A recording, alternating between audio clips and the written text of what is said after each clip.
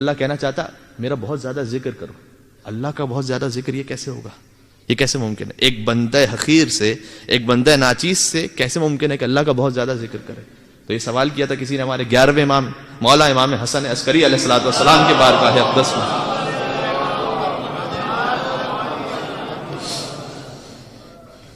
کہ مولا یہ سورہ مبارکہ جمعہ میں یہ حصہ میں آپ سے پوچھنا چاہتا ہوں، وَاذْكُرُوا اللَّهَ كَثِيرًا، اللہ کا بہت زیادہ ذکر کرو. یہ اللہ کا ذکر کثیر کیسے ہوگا؟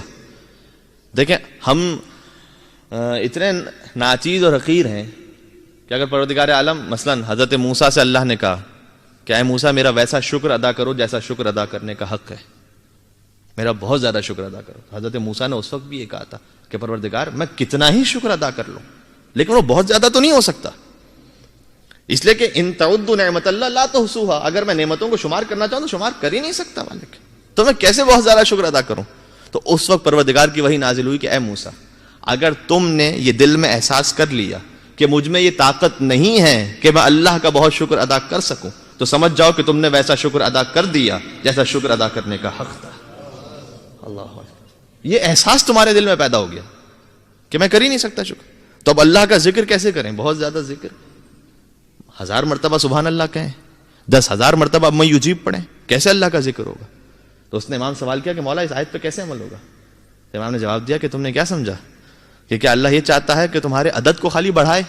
یعنی امام وہی کہنا چاہتے تھے کہ تم 10,000 مرتبہ کہو، کچھ 1,00,000 مرتبہ الحمدللہ کہو، تو کیا تم یہ سمجھتے ہو اللہ یہ چاہتا ہے؟ کہا نہیں مولا میں آپ سے پوچھنا چاہتا ہوں.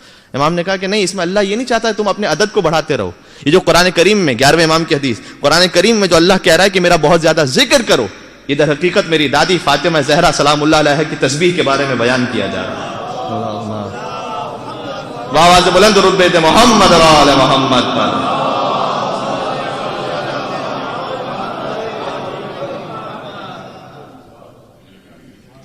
کہ یہ اللہ کہنا چاہتا ہے کہ جو میری دادی کی تسبیح ہے اسے پڑھو، یعنی وہی 34 مرتبہ اللہ اکبر، 33 مرتبہ الحمدللہ، 33 مرتبہ سبحان اللہ.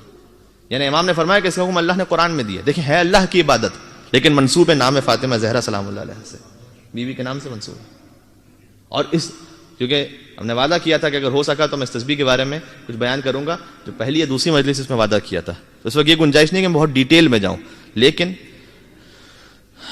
اتنا بیان کر دوں کہ وسائل الشیعہ میں شیخ حر آملی نے اس پر پورا چیپٹر لکھا ہے بیوی کی تسبیح پر، اور اتنی تاکید شاید کسی مستحب عمل کی اس شدت کے ساتھ تاکید نہ دیکھی، چونکہ ہم نے خالی رسم بنا دیا ہے، رسم کے طور پر پڑھتے ہیں. دیکھیں تسبیح پڑھنے کا ایک مطلب یہ ہے کہ میں جیسی نماز میری ختم ہوئی عادت کے مطابق میں نے تسبیح اٹھائی اپنے انگلیوں پہ اللہ اللہ ادھر ادھر دیکھ بھی رہا ہوں، بات بھی کر رہا ہوں، یا مثال کے طور پر یہ کہ کسی اور ہوش نہیں ہے مجھے کہ میں کیا پڑھ رہا ہوں، جو عام طور پر ہم ویسے ہی تسبیح پڑھ رہے ہوتے ہیں کہ ہمارا ہوش بھی نہیں ہوتا، ہمارا ذہن بھی نہیں ہوتا. آج چونکہ رات منسوب ہے، ایک تاریخ مولا سید الساجدین زین العابدین امام علی ابن الحسین علیہ الصلوۃ والسلام مولا کی ولادت باسعادت کی شب کی ایک تاریخ آج بھی ہے، شب 15 جمادی الاول. لیکن چونکہ اس عزاخانے میں شاید سلسلہ یہ ہے اور عام طور پر عرب اسٹیٹس میں یہ ہے کہ شعبان میں منائی جاتی ہے، مولا کی ولادت کی ایک تاریخ شعبان میں بھی ہے، تو لہذا میں مصائب تو پڑھوں آخر میں اور مولا ہی کے نام سے پڑھوں گا، اس لیے کہ کچھ شباہتیں بھی ہیں جو چوتھے امام کے مصائب میں ہیں اور شہزادی فاطمہ زہرا سلام اللہ علیہ کے مصائب میں، وہ انشاءاللہ شباہت پیش کروں گا آج کی رات کی مناسبت سے. تو مولا کے سامنے جب نماز ایک شخص تھا نماز پڑھ رہا تھا، یہ میں نے کس بات پہ پیش کی بات کہ ہم تسبیح پڑھتے ہیں لیکن کیسے پڑھتے ہیں تسبیح؟ امام مسجد میں تشریف فرماتے، خود مولا زین العابدین ہے، مولا سید الساجدین ہے، یہ لقب معمولی نہیں ہے. لیکن قرآن کریم میں اللہ نے ایک کے بعد ایک انبیاء کا ذکر کیا اور کہا کہ وَكُلٌّ مِّنَ الْعَابِدِينَ، سب کے سب عابدین میں سے تھے. انبیاء کو قرآن میں کیا کہا اللہ نے؟ عابدین. اور ملائکہ کو کیا کہا ہے؟ فَسَجَدُوا إِلَّا إِبْلِيسَ، سب کے سب سجدہ کرنے والے تھے سوائے ابلیس کے. تو ملائکہ کو ساجدین کہا ہے، انبیاء کو عابدین کہا ہے. اس ہستی کا مقام کیا ہوگا جب انبیاء کی صف میں جائے تو زین العابدین ہو جائے، ملائکہ کی محفل میں پہنچے تو سید الساجدین ہو جائے. اللہ اکبر اللہ اکبر. تو وہ ہستی وہ تشریف فرمائے، ان کے سامنے ایک شخص نماز پڑھ رہا ہے. اب اپنے آپ کو چیک کیجئے گا، نماز پڑھ رہا تھا ویسے جیسے روایات میں آیا ہے کہ بعض لوگ، امام نے فرمایا، ویسے نماز پڑھتے ہیں جیسے پرندہ جو ہے چونچ مارا کرتا ہے زمین میں، اس طرح. تو ویسے نماز پڑھا تھا، اللہ بسم اللہ الرحمن الرحیم، نہ رکوع کا پتہ نہ سجدے کا پتہ نہ. اور نماز میں پتہ نہیں کون، ایک صحابی کا جملہ ہے کہ نماز پڑھنے میں مجھے اس لیے لطف آتا ہے کہ میں پورا 2 رکعت نماز میں پورا قافلہ تجارت شام بھیج دیتا ہوں اور پروفٹ سمیت وہ دوسری رکعت میں واپس بھی آ جاتا ہے. انہوں نے کہا کہ اچھا لگتا ہے مجھے، اس لیے لطف آتا ہے کہ اللہ اکبر بسم اللہ الرحمن الرحیم، اتنے اونٹ تیار ہو گئے جناب شام بھیجنے کے لیے، الحمدللہ رب العالمین، مال سوار ہو گیا ہوگا، الحمدللہ الرحمن الرحیم مالک یوم الدین ابھی چل رہا ہوگا، اور جناب علی دوسری رکعت میں پہنچتے اشہد ان لا الہ الا اللہ، اتنا پروفٹ ہو گیا، اور واشہد ان محمدا عبدہ ورسولہ، السلام علیکم ورحمۃ اللہ وبرکاتہ. پورا قافلہ تجارت جو شام بھیجا تھا وہ پروفٹ سمیت واپس آ گیا. کہتے ہیں میں پورا یہ بزنس کر لیتا ہوں، نماز میں بزنس کر لیتا ہوں. تو وہ لوگوں کا ہوتا ہے سلسلہ ایسا. تو امام کے سامنے ایسے نماز پڑھ رہا تھا. نماز جب ختم کی اس نے کہا کہ پروردگار میں نے تیرے لیے نماز پڑھی ہے تو مجھے جنت میں ایک محل عطا کر، اس میں 4 حوریں عطا کر مجھے. یہ ہے تاریخ میں لکھا ہوا ہے. امام السلام دیکھ رہے تھے. جب اس نے کہا تو امام السلام کے قریب آتے ہیں، ایک ظریفانہ جملہ کہا امام نے. امام کا جملہ نہ ہوتا تو نہ پڑھتا. امام نے کہا تو اپنی دعا دہرا. اس نے کہا میں نے اللہ کے لیے نماز پڑھی ہے تو میں اللہ سے کہہ رہا ہوں کہ مجھے جنت عطا کر، اس میں محل عطا کر، اس میں 4 حوریں عطا کر.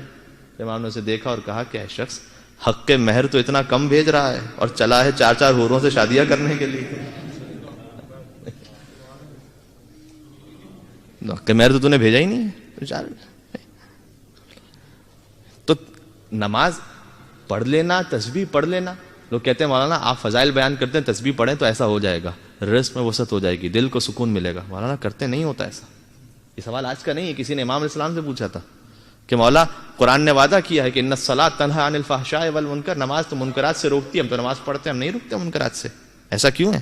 امام نے کہا کہ اگر تیری نماز قبول ہو رہی ہوتی تو یقیناً تجھے منکرات سے روک رہی ہوتی. اس کا مطلب یہ تیری نماز قبول نہیں ہو رہی. اب تسبیح قبول ہو رہی نہیں ہو رہی، اس کا پیمانہ کیا ہے؟ مجھے پتہ چلے کہ جو میں بیوی کی تسبیح پڑھتا ہوں نماز کے بعد، یہ قبول ہوتی ہے نہیں ہوتی، اس کا ایک پیمانہ ہے. ذرا یہ دیکھ لیجئے گا کہ رسول اللہ نے تسبیح بیوی کو عطا کیوں کی تھی. وہ جو عطا کی تھی وہ چیز مجھ میں پوری ہو رہی نہیں ہو رہی. کب عطا کی تھی یہ تسبیح؟ اس وقت عطا کی تھی کہ جب بیوی گھر کا کام کیا کرتی تھی خود. اور ایک مرتبہ جب رسول اللہ پہنچے ہیں تو دیکھا کہ شہزادی کونین کے دست مبارک پر جو چکی چلا رہی ہیں تو خون کے نشانات موجود ہیں. یہ روایت میں، یعنی کائنات کے کس باپ کو اپنی بیٹی سے ویسی محبت ہوگی جو سرور کائنات کو اپنی بیٹی فاطمہ زہرا سے تھی. میں مانتا ہوں اگر خواتین تک میری آواز جاری ہو تشریف فرمائیں تو کہ گھر کا کام کرنا واجب شریعت نے نہیں رکھا کہ جناب واجب ہے خاتون خانہ پر کہ وہ گھر کا کام کرے، واجب نہیں رکھا. مثلا کھانا پکانا واجب نہیں ہے اس پر. گھر میں شوہر کے لیے مثال کے طور پر اس کے لیے کپڑے آئرن کرنا کیا واجب ہے؟ نہیں، واجب نہیں ہے. کیا روٹی بنانا اس کے لیے واجب ہے؟ نہیں، شریعت نے واجب نہیں رکھا اس پر. لیکن میں اتنا ضرور کہوں گا کہ شریعت نے واجب تو نہیں رکھا، لیکن اس سے بڑھ کر اتنا ضرور رکھا ہے کہ یہ سنت فاطمہ زہرا ضرور ہے، بی بی کی سنت ضرور ہے. اور اس پر بی بی نے اس اجر کا وعدہ کیا ہے کہ جو اپنے گھر میں، دیکھیں ایک فیشن ہو گیا نا کہ میں working woman, I am a working woman. وہ جو بیچاری گھر میں کام کرنے والے اس کو کہتے ہیں کہ نعوذ باللہ لو کلاس، ڈی گریڈ کرتے ہیں. نہیں، یہ وہ کام ہے کہ جو اہل بیت اطہار کی ازواج مطہرات نے انجام دیا. باہر نکلنا اسلام کو محبوب نہیں اتنا خاتون کے لیے کہ اگر وہ کام کرنے کے لیے، جاب کرنے کے لیے گھر سے نکل رہی ہیں، شرعاً اگر حجاب میں ہیں اور تمام شرائط کے ساتھ ہیں تو یہ حرام تو نہیں ہوگا. لیکن ریکمینڈڈ کیا ہے؟ ریکمینڈڈ یہ ہے کہ گھر میں رہ کے گھر کا کام کرنا ریکمینڈڈ ہے. تو یہ بیوی کی، اور بیوی نے کتنا بڑا اجر اور انعام رکھا اس پر. کہا کہ جو اپنے شوہر کے گھر میں رہ کر شوہر کی خدمت کر رہی. میری مائیں بہنیں سنیں، اور جتنے یہاں پر بزرگان تشریف فرما، انشاءاللہ وہ اپنے بچوں تک، اپنی بیٹیوں تک اس بات کو منتقل کر سکیں، ایک ماحول بنا سکیں انشاءاللہ کہ جیسے بی بی رہا کرتی تھی. میں یہ نہیں کہہ رہا کہ جناب علی شوہر کو ظلم کرنے کی اجازت ہے، یہ قطعاً نہیں کہنا چاہتا، میری بات سمجھ رہے ہیں انشاءاللہ. میں تو یہ کہہ رہا ہوں کہ خاتون خوشی کے ساتھ گھر میں جو کام کر رہی ہے اپنے بچوں کے لیے، اپنے شوہر کے لیے. بیوی نے کہا کہ جو اپنے شوہر کے گھر میں رہ کر گھر کا کام کر رہی ہے، میں ضمانت لیتی ہوں کہ وہ میدان محشر میں فاطمہ زہرا کے ساتھ ہوگی.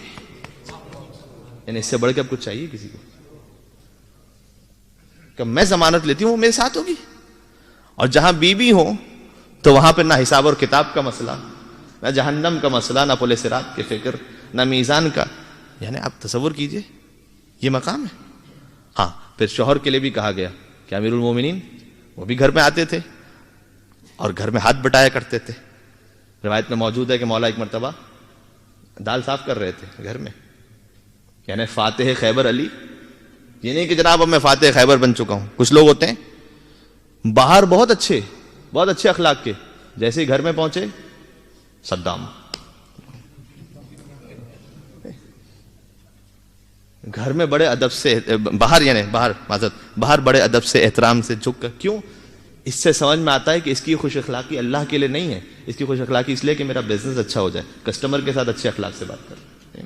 یہ بزنس ایتھکس ہے، یہ اسلامک ایتھکس نہیں ہے.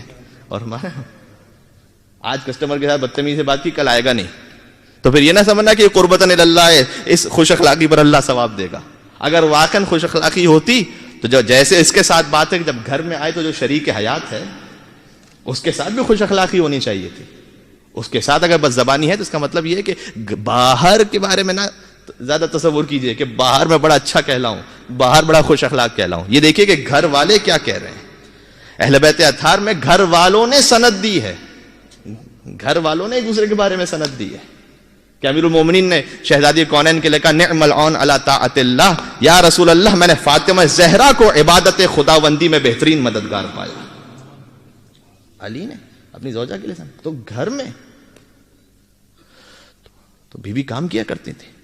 رسول اللہ گھر میں داخل ہوتے ہیں، دیکھا کہ خون کے نشانات، ہم سے مطالبہ بھی نہیں کیا گیا. اتنا یہ شہزادی کونین نے یہ کر کے بتایا.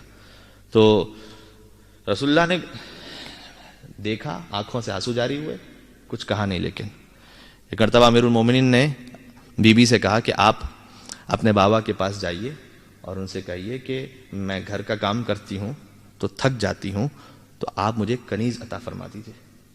اس وقت بی بی تشریف لے جاتی ہیں. رسول اللہ سے کہا کہ آپ مجھے اے بابا کوئی کنیز عطا کر دیجیے تاکہ وہ میرے گھر میں مددگار ہو. اور اس وقت رسول اللہ نے کہا کہ اے بیٹی کیا میں تجھے آپ کو اس سے بہتر کوئی چیز عطا نہ کروں جو اس سے بڑھ کر ہو، جو آپ کی آخرت کے لیے بھی مفید ہو؟ کہ بابا آپ مجھے عطا کیجیے. اس وقت وہ تسبیح رسول اللہ نے عطا کی جو ہم تک شہزادی کونین کے نام سے تسبیح پہنچے. کہ بیٹی جب گھر کے کام سے تھک جاؤ، تھکن محسوس ہو، تو یہ تسبیح پڑھنا 34 مرتبہ اللہ اکبر، 33 مرتبہ الحمدللہ، 33 مرتبہ سبحان اللہ.